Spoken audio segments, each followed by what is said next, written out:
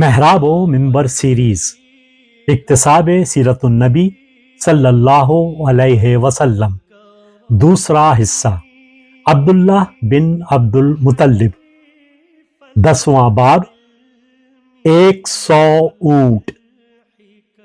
لوگ کہنے لگے دیکھیں حبل کس کو پسند کرتا ہے، 100 اونٹ یا عبداللہ۔ تحریر محمود فاروقی، آواز و پیشکش مشہود فاروقی۔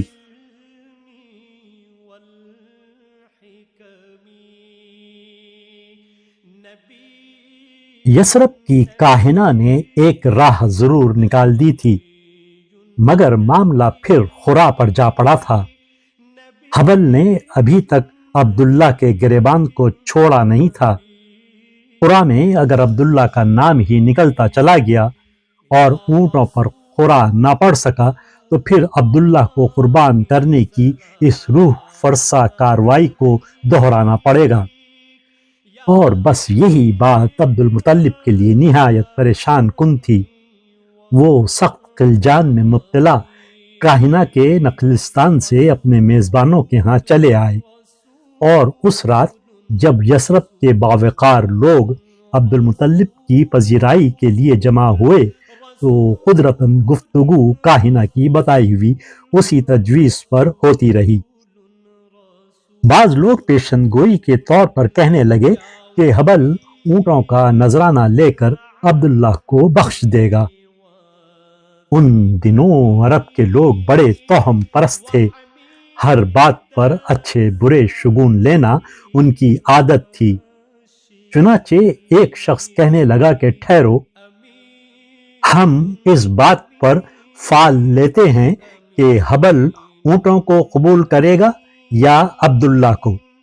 اس کے لیے ہم اس دروازے میں سے داخل ہونے والے پہلے آدمی سے پوچھیں گے، تم کیا لینا چاہتے ہو، عبد یا ابل، غلام یا اونٹ؟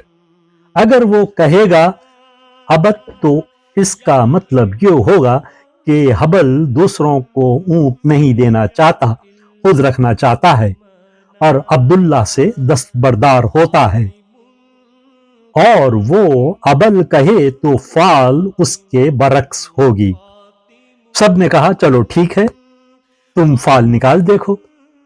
چنانچہ وہ اپنی باتوں میں مصروف آنے والے کے منتظر رہے، مگر اتفاق سے کافی دیر تک کوئی نہیں آیا، اور پھر اچانک کسی کی چاپ سنائی دی، ہلکی اور نرم، شاید کوئی بچہ تھا۔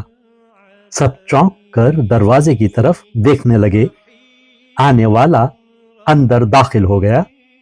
یہ ایک کم عمر لڑکی تھی جو پڑوس سے کچھ لے کر اندر آئی تھی۔ سیدھے ناک نقشے کی معصوم اور بھولی بھالی لڑکی نظریں جھکائے گھر کے زنانے حصے کی طرف جانے لگی تھی کہ میزبانوں میں سے ایک بوڑھے شخص نے کہا، یہ میری نواسی ہے، میں اسے بلاتا ہوں کہ تم اپنی فال اس سے پوچھ لو۔ چنانچہ اس نے اس کو آواز دی۔ لڑکی ادب سے قریب آ کر کھڑی ہو گئی۔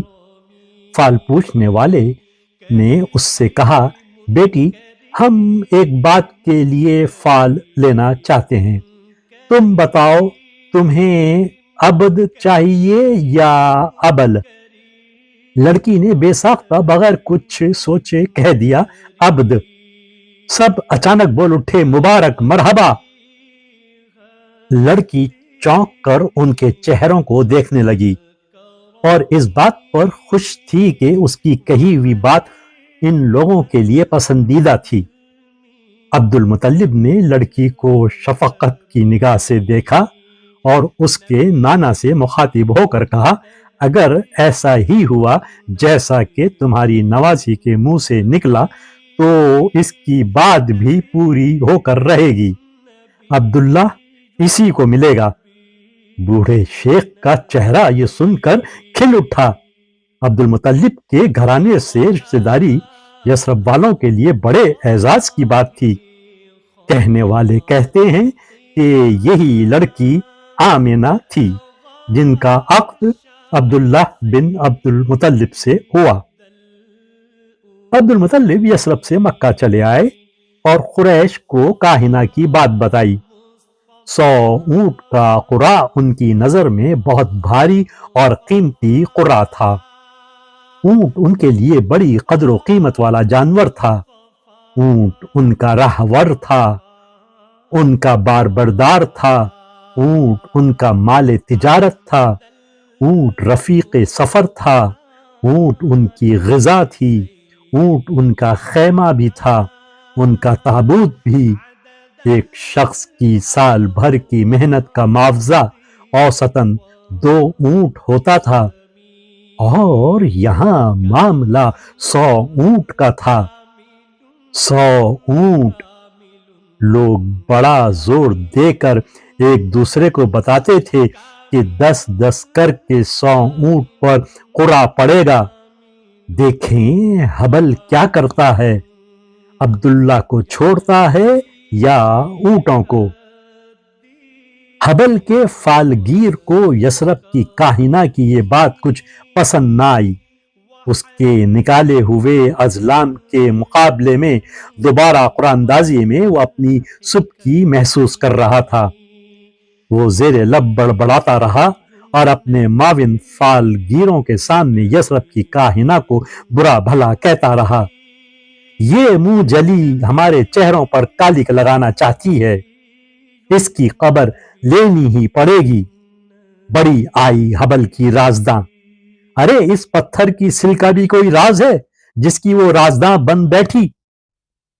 فالگیر بہت بگڑا، مگر وہ کاہنہ کے خلاف کسی سے کچھ نہ کہہ سکا، اور عبد المطلب کے مطالبے پر اسے اونٹوں کے قرع کے لیے دن اور گھڑی مقرر کرنی ہی پڑی۔